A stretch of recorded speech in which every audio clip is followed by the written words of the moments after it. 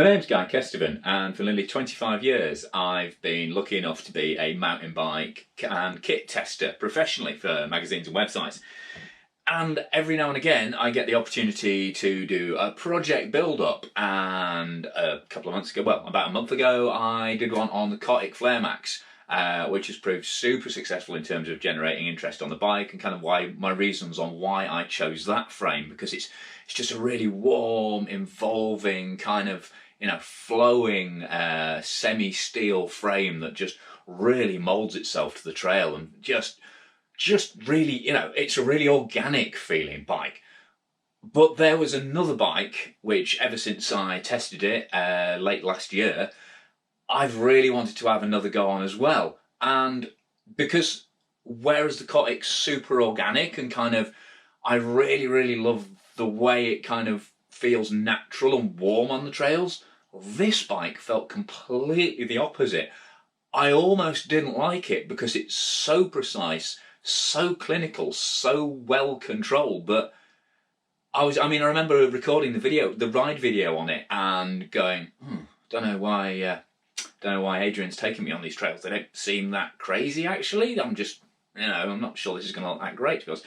And then playing it back and just going, we were absolutely flying, and that is some rowdy stuff we're going down there. And but the bike had kind of completely just gone, yep, I can handle this completely. There is no drama. Everything is going to be poised. Everything is going to be balanced. And it's got super radical geometry as well. And it's from another, small brand. It's from Yorkshire as well, from the North Yorkshire side of things rather than South Yorkshire with Cotic. And it's a brand, with massive heritage. First bike was launched in 1989, completely fully loaded with innovations. And, and they've kind of recently rebirthed over the past few years with steel frames. And then they've produced, reveal time, the RC295. And of course the brand I'm talking about is Pace. So I've already done a live ride review on this bike and done a tech check around on it, but I think it's worth just going over the basic details now. Fully carbon, so that's a first for Pace. To be fair, they were one of the first innovators with carbon fibre suspension forks, which you'll now find carried on the DT Swiss line. DT Swiss actually bought that line off them, and they even had like carbon fibre elements on their bikes, even in the early 90s. So Adrian, the designer there, has always been, really keen to get involved in carbon where it's appropriate. And he felt that for this sort of super aggressive mid-travel trail bike, just moving a bit closer here, that was where carbon was really going to prove its worth. So it's a Torre carbon fibre, it's unidirectional, so you can see it's got this gloss finish all the way through it, and then it's just got 3K reinforcement in critical areas. In terms of price, it's $18.99. That's with shock and with this Rock Guards custom clip-on impact protector there, and really good quality DT Swiss RWS ratchet, and Hope collar comes with it as well. So you are getting a really good priced bike as well. But anyway, I'm just going to stick it in my work stand and we'll go through some of the details so you can see it a bit more closely. Right, before we go any further and people start noticing scuff marks and things on this bike, it's not a brand new frame. Pace are still working really hard to keep up with orders, so if you've got an RC295 on order, don't worry, I haven't nicked yours. This is basically a final phase pre-production prototype, so it's one that Adrian and the guys at Pace have been riding themselves just to totally check that everything was right before pressing the big green button on production.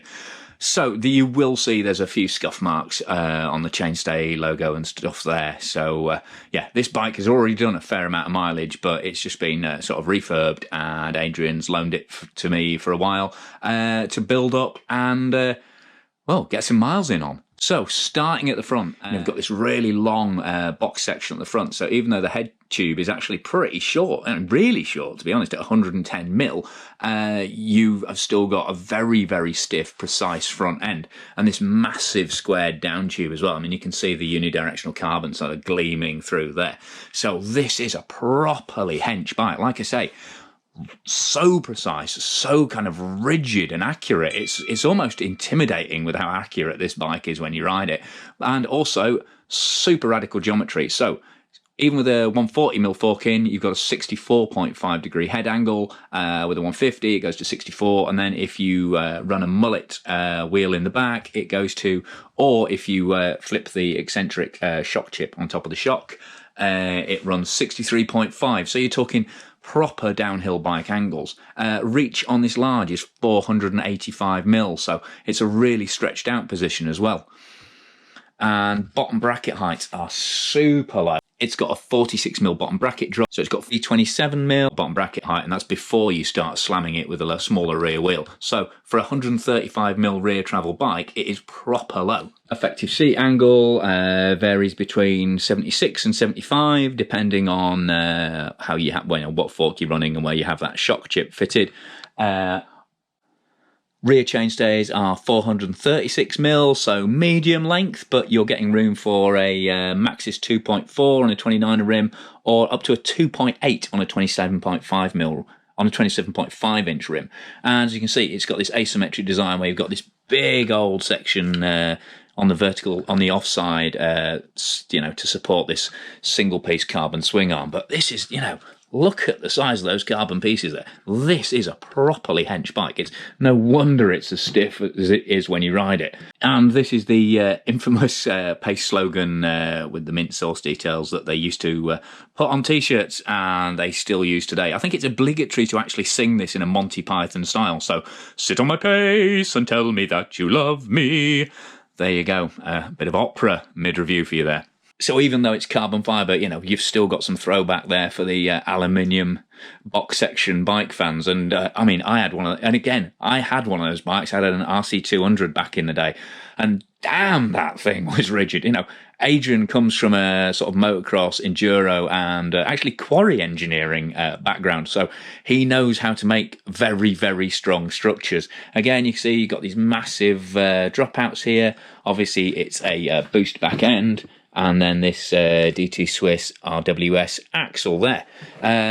Post-mount brakes, and you can run up to a 203mm rotor, so you're not going to want for any stopping power in there. And then you've got this free floater suspension design. Pace have used this for all their suspension designs this century. They had some very early suspension bikes that never made it to production in the kind of the early to mid-90s. They had an RC150 downhill bike in the late 90s, which kind of had basically like a motocross single-piece swing arm and then a linkage-driven shock. But so you've got this big, chunky two-piece lower link that holds the bottom of the shock, and then you've got another two-piece linkage at the top that squeezes the shock from above. So that means they can really vary the kind of shock ratios and compression ratios that are going on here, and it means there's no direct loading on the frame. So the actual frame weight, when I've had it on the scales, even with these bits of sort of protective piping in it and guide pipes and, seat collar and everything on there, is 3.2 kilos. It is an impressively light bike for one that will take a 150mm fork and a 135mm travel at the rear. It's covered with a 5-year warranty, and then these Enduro Max bearings under here get extra seals and extra CNC seals over the top, and that gives them a 10-year warranty. So you're pretty well covered in terms of how long this bike is expected to last. Other practical features, it's got a screw-in bottom bracket, it's ISCG mounts there, and like I say, this is that clip-on custom rock guards protective sheath there. And of course, in the centre of the bike, doing the damping duties, is this RockShox Deluxe shock. And it's a custom tune for Pace. They work with RockShox for a long time. And it gives, it just gives this really super accurate, well-damped, but just, amazingly neutral kind of but planted ride feel. Watch the live ride review if you want to see how this bike rides in stock trim. But I'm going to be building it up, not massively far away from standard issue to start with, but with some interesting developments I can't tell you about just yet. You'll have to wait a few days to see the reveal on them. But the whole idea of building this bike up is, even though there are similarities in terms, this geometry is quite similar to Cotic's long shot geometry, and travel isn't that different between this and the FlareMax, but you can just see just in the way it's put together, the fact it's carbon, the fact and these, it's a totally different suspension system, and it's a very, very different aesthetic, which, to be fair, really reflects like the difference in the ride feel between them. I just thought it'd be an interesting experiment to kind of ride the two alongside each other and just try and convey the fact that there's way more to the character of a bike than its travel or just like anti-squat figures or all the normalcy things you just get quoted. Because that's what I always try and get into with my bike reviews, is how bikes will actually feel when you ride them, not just kind of like the paint by numbers geometry stuff, because it doesn't really give you a clue. That's not how you connect with a bike. Yes, it needs to be roughly right, but you want a bike that kind of really chimes with how you feel. So this is definitely my super aggressive attack, take no prisoners option.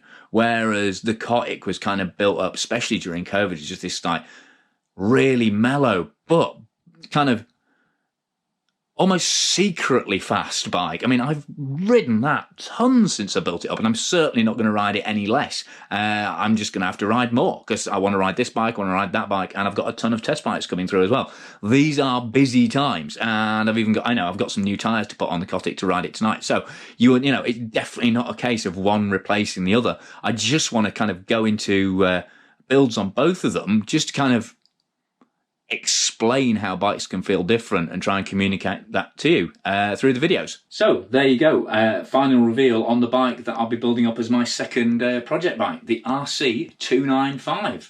I mean, a few of you were getting very close. There were various suggestions coming in. Bird and Airdrop featured quite a lot.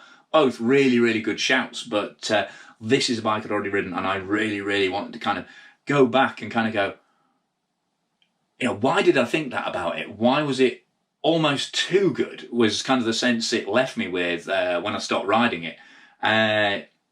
So, it's an interesting thing to feel about a bike, whereas the Cotic is almost perfectly, I don't want to say imperfect because I love the way it rides, but, it is a little bit heavier because it's steel, and, there's flex in there which some people won't like, but I think works really, really well dynamically. So we've completely flipped it round to a much stiffer, much more precise feeling bike, and it'll be interesting whether, I end up building them both so they kind of meet in the middle, or I just fully embrace the differences between them. Well, it'd be interesting for me anyway. I just hope it's interesting for you guys as well. So thanks very much for watching.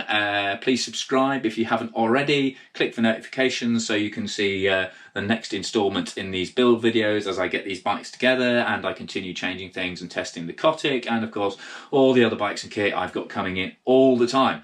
Life is very, very busy at the moment, which I cannot complain for, so thank you massively for all your likes and comments and shares and support.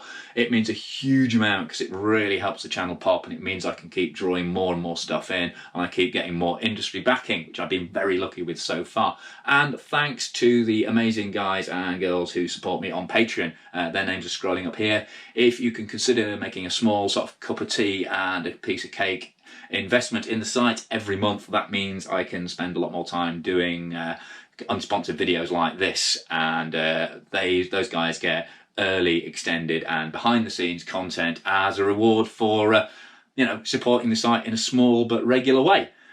Anyway, I've been Guy Kestevan on GuyKes TV. Oh, of course, thank you very much to Sophie, Amy, Kathy and Adrian, the Carter family at Pace, for sneaking me out. I think Adrian's personal bike this was, because like I say, they're just selling bikes as fast as they can at the moment, and obviously they're on limited mechanicking workshop space in terms of social distancing to get the bikes out. So thank you very, very much indeed to them for getting this frame to me and meeting me up at Sutton Bank car park near Sutton Bank Bikes for the handover this weekend, and hopefully Sutton Bank Bikes, which is obviously part of the Pace kind of environment, open soon, and the bike shop in Thorntley Dale as well.